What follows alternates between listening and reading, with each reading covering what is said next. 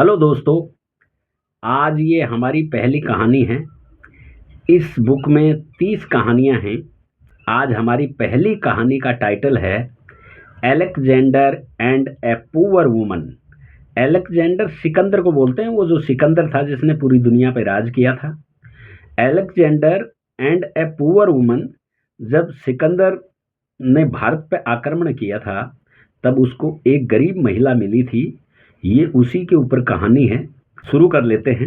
A conqueror likes to be known by his victories even if they are useless. Conqueror बोलते हैं विजेता को। Likes यानी पसंद करता है। एक जो विजेता है वो पसंद करता है टू बी नोन, जाना जाना, पहचाना जाना। किसके द्वारा? बाई हिज विक्ट्रीज, अपनी जो जीत हैं उनके द्वारा पहचाना जाना पसंद करता है एक जो विजेता होता है वो। इवन इफ का मतलब है भले ही। दे आर यूजलेस, भले ही वो जो जीत हैं वो बेकार हों, यूजलेस हों, लेकिन वो बेकार हैं, यूजलेस हैं भले ही, फिर भी वह अपनी जीतों के द्वारा जाना जाना, पहचाना जाना पसंद करता है। जो विजेता है वो। आगे पढ़ते हैं। After conquering many countries, after का मतलब के बाद, कॉन्कर मतलब जीतना, मेनी कई, कंट्रीज मतलब देश, कई देशों को जीतने के बाद emperor Alexander invaded India. Emperor होता है सम्राट, एलेक्जेंडर सिकंदर, इन्वेडेड आक्रमण किया इंडिया पर। Where he met a poor woman, जहां वह मिला एक गरीब महिला से। Whose words opened the conqueror's eyes, जिसके शब्दों ने खोली विजेता की आंखें। अब विजेता की आंखें कैसे खुली और किस तरीके से क्या है वो पढ़ते हैं आगे। Alexander on seeing the poor woman told him, Sikandar को देखने पर, ऑन सीइंग मतलब देखने पर, सिकंदर को देखने पर, the poor woman told him, गरीब महिला ने उसे बताया, उससे कहा। क्या कहा उससे, क्या बताया उसको? उसको कहा यू हैव नथिंग, तुम्हारे पास कुछ नहीं है। उसने ये कहा तुम्हारे पास कुछ नहीं है। The woman laughed and sad, महिला हंसी, लाफ्ड सेकंड फॉर्म है, महिला हंसी, एंड सैड और कहा the whole universe is mine. Whole universe मतलब पूरा संसार, पूरा ब्रह्मांड। होल यूनिवर्स का मतलब होता है पूरा ब्रह्मांड, पूरा संसार। इज माइन, मेरा है। किसने कहा? पहले तो महिला हंसी और फिर कहा उसने the whole universe is mine, मेरा है। I win the whole universe without waiting it, मैं जीतती हूं, उसने कहा महिला ने, मैं जीतती हूं होल यूनिवर्स यानी पूरा ब्रह्मांड, पूरी दुनिया, विदाउट इन्वेडिंग इट यानी कि बिना उस पर आक्रमण किए। आ रहा है समझ में? ये जो इन्वेड जो वर्ब है ये प्रीपोजिशन नहीं लेती, ये ट्रांजिटिव वर्ब है। उस पर आक्रमण किए इसलिए ओन नहीं आता, जैसे यहां भी ओन नहीं आया, इंडिया पर आक्रमण किया उसने तो ओन आना चाहिए। क्यों नहीं आया ओन? क्योंकि ये जो इन्वेड जो वर्ब है ये ट्रांजिटिव वर्ब है, ये सीधा अपना ऑब्जेक्ट ही लेती है, प्रीपोजिशन नहीं ले सकती इसलिए। और यहाँ आईएनजी कैसे आई? यहाँ आईएनजी इसलिए आई क्योंकि ये जो विदाउट है ये प्रीपोजिशन है, प्रीपोजिशन के बाद में अगर कोई वर्ब आएगी उसमें आईएनजी आएगी। आई होप इतना समझ में आ गई होगी आपको। एलेक्जेंडर आस्क्ड, एलेक्जेंडर ने पूछा, एलेक्जेंडर ने कहा। आस्क्ड का मतलब पूछना भी होता है, कहना भी होता है, दोनों ही आप कुछ भी समझ सकते हैं। एलेक्जेंडर आस्क्ड यानी एलेक्जेंडर ने कहा। How can anyone win the world without conquering it, मतलब कोई कैसे जीत सकता है दुनिया को। How can anyone win the world, कोई, एनीवन मतलब कोई कैसे जीत सकता है दुनिया को, विदाउट कॉन्करिंग इट बिना उस पर विजयी पाए, बिना उस पर मतलब आक्रमण किए, बिना उस पर जीते, बिना उसको जीते कैसे जीत सकता है। द वुमन रिप्लाइड, महिला ने जवाब दिया, रिप्लाई किया, I have won over the creator of this world. I have won over the creator of this world, यानी कि ये प्रेजेंट परफेक्ट टेंस का सेंटेंस है। I have won third form है। Over the creator of this world, इस दुनिया के जो निर्माता है उस पर मैं जीत हासिल कर चुकी हूं, उसको मैं जीत चुकी हूं। When I own the creator, इसका मतलब है जब मैं खुद निर्माता हूं, जब मैं खुद क्रिएटर हूं, जब मैं खुद निर्माता हूं। The whole creation is mine, यानी कि पूरा जो निर्माण है, पूरी जो सृष्टि है वो मेरी है। The whole creation is mine. The way of my conquest, the way of my conquest का मतलब है मेरी जीत का तरीका। द वे का मतलब है तरीका, किस चीज का तरीका? मेरी जीत का तरीका इज डिफरेंट फ्रॉम योर्स, यानी कि भिन्न है। तुम्हारी जीत के जो तरीका है उससे मेरी जीत का जो तरीका है वो भिन्न है। उस महिला ने कहा, किससे? सिकंदर से। क्या कहा? उस महिला ने कहा कि जो मेरी जो जीत का जो तरीका है ना वो भिन्न है तुम्हारी जीत के तरीके से। आई कॉन्कर, यानी मैं जीतती हूं। नोट बाय स्वॉर्ड, यानी तलवार से नहीं, मैं जीतती हूं नोट बाय स्वॉर्ड, तलवार से नहीं। बट यहाँ, बट का मतलब यहाँ लेकिन नहीं है, इस बट का मतलब है बल्कि। बाय सरेंडरिंग माई सेल्फ, मैं जीतती हूं तलवार से नहीं बल्कि खुद को समर्पण करके। अलेक्जेंडर वाज इम्प्रेस्ड, यानी कि जो सिकंदर था वो प्रभावित हो गया बाय दिस रिप्लाई, इस रिप्लाई से, इस जवाब से प्रभावित हो गया। एंड फेल्ट वेरी प्लीज्ड, और उसने खुशी महसूस की और बहुत खुश हुआ। अलेक्जेंडर सेड, सिकंदर ने कहा, I too have conquered the world. इस टू का मतलब है भी, यानी कि मैं भी जीत चुका हूं। इसने कहा मैं भी जीत चुका हूं, प्रेजेंट परफेक्ट टेंस का सेंटेंस है ये। I have conquered third form है, टू का मतलब है भी। मैं भी जीत चुका हूं दुनिया को, the world. In response the woman said, प्रतिक्रिया में, यानी इन रिस्पॉन्स का मतलब है प्रतिक्रिया में महिला ने कहा। अब प्रतिक्रिया में महिला ने क्या कहा, अब ध्यान से सुनो। उससे ये कहा, just imagine for a while. Just imagine for a while का मतलब है थोड़ी देर कल्पना करो, यानी कि थोड़ी देर तुम कल्पना करो कि, दैट का मतलब कि, you are lost deep in a desert, तुम खो चुके हो। लोस्ट का मतलब है, यू आर लोस्ट का मतलब है तुम खो चुके हो। डीप का मतलब गहरे, यानी कि तुम खो चुके हो गहरे। इन ए डेजर्ट, रेगिस्तान में तुम गहरे खो चुके हो। उससे ये कहा कि थोड़ी देर मतलब कल्पना करो। Just imagine for a while मतलब थोड़ी देर कल्पना करो कि तुम खो चुके हो गहरे रेगिस्तान में। एंड आर एक्सट्रीमली थर्स्टी, और तुम अत्यंत प्यासे हो। देन तब आई अपीयर बिफोर यू, इसका मतलब है तब मैं तुम्हारे सामने प्रकट हो जाऊं।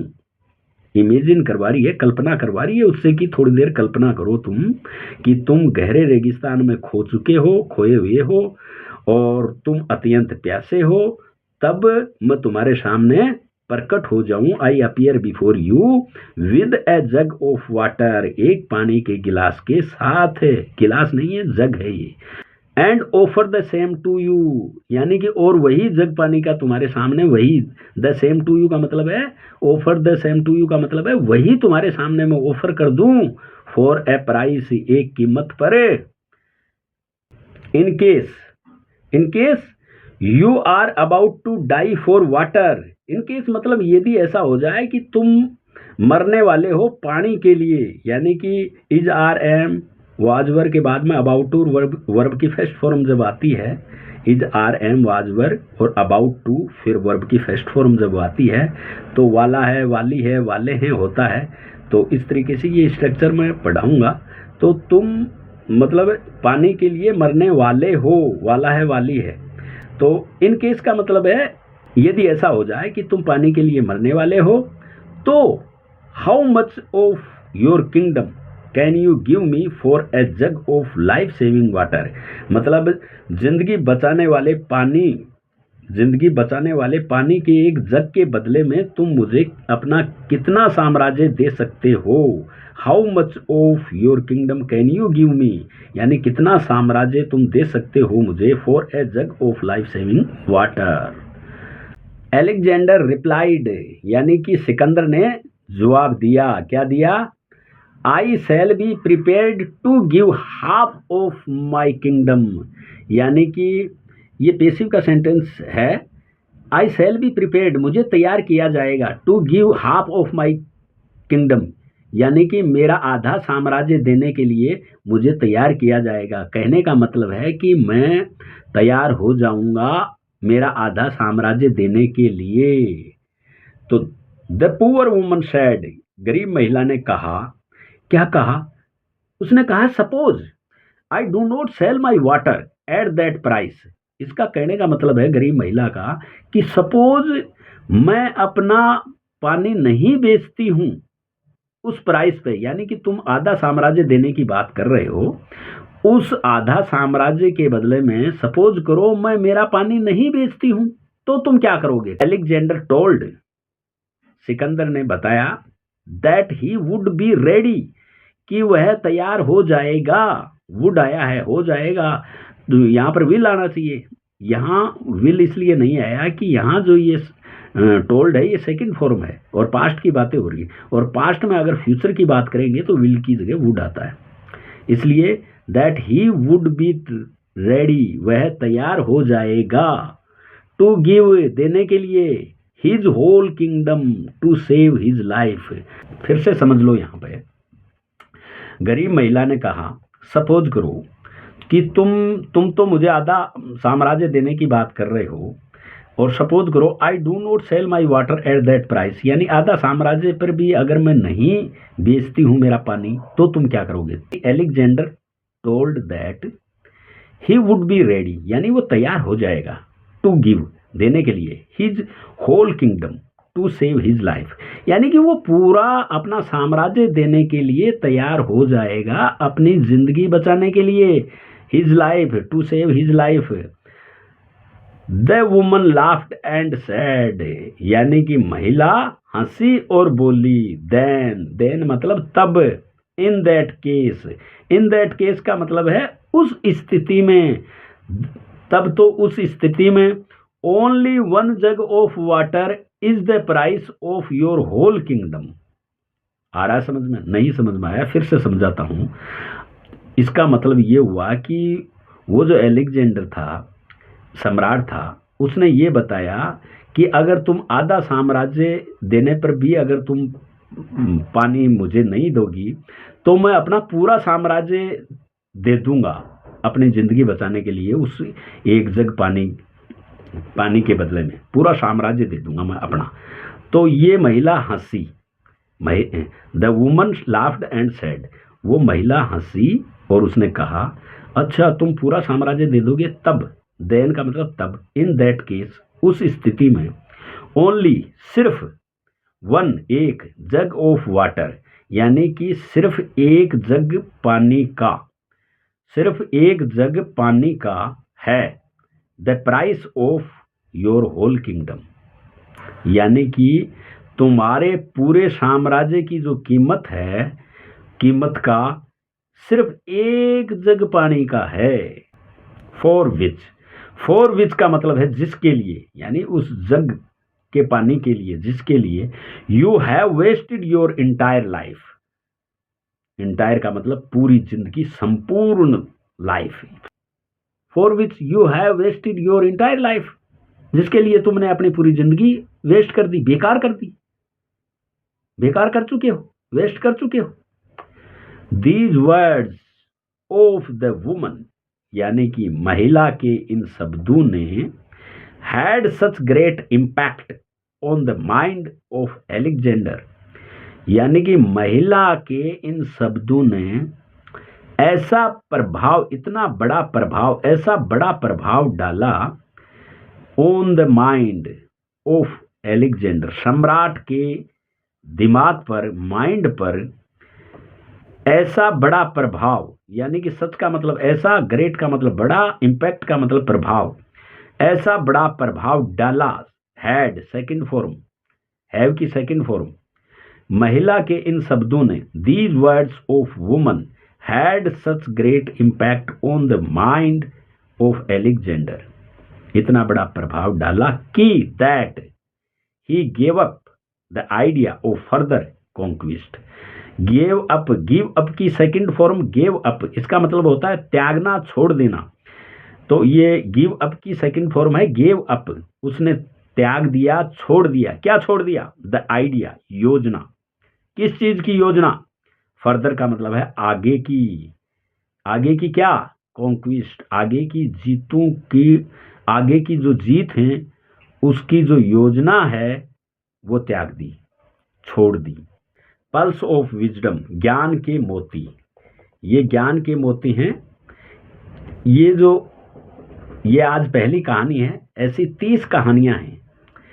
इन 30 कहानियों में, हर कहानी में आपको ये 3 मोती मिलेंगे, पल्स ऑफ विजडम, ज्ञान के मोती मिलेंगे। तो ये और देख लेते हैं।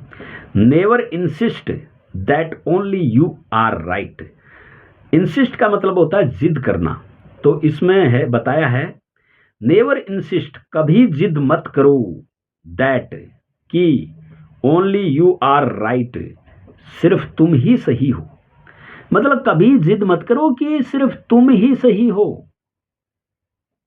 दूसरा है words of arrogance originate from poor wisdom. Words यानी अहंकार के शब्द, अहंकार के शब्द, ओरिजिनेट मतलब उत्पन्न होते हैं, फ्रॉम से, पुअर विजडम यानी कम ज्ञान से या खराब ज्ञान से, कम ज्ञान से उत्पन्न होते हैं। क्या होते हैं? अहंकार के शब्द।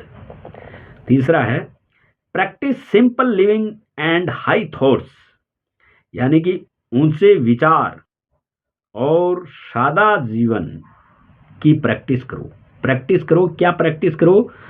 सिंपल लिविंग यानी सादा जीवन, एंड हाई थॉट्स और ऊंचे विचारों की प्रैक्टिस करो।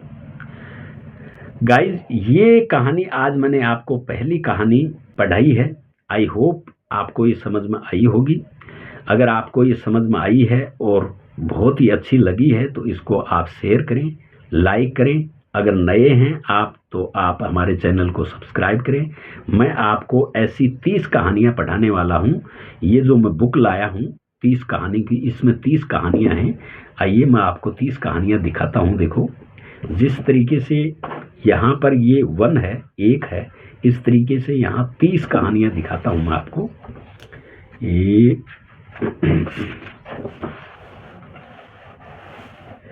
ये देखिए गाइज, ये 30 कहानियां हैं इसमें। और ये जो है ना, पल्स ऑफ विजडम, ये ज्ञान के मोती, हर कहानी में 3 मिलेंगे आपको ये। और अगर 30 कहानियों में ये 3-3 मिलेंगे तो आपके पास ज्ञान के ये मोती 90 हो जाएंगे। और सीखने को इन कहानियों में बहुत कुछ मिलता है। और मैंने आज पहली कहानी पढ़ाई है।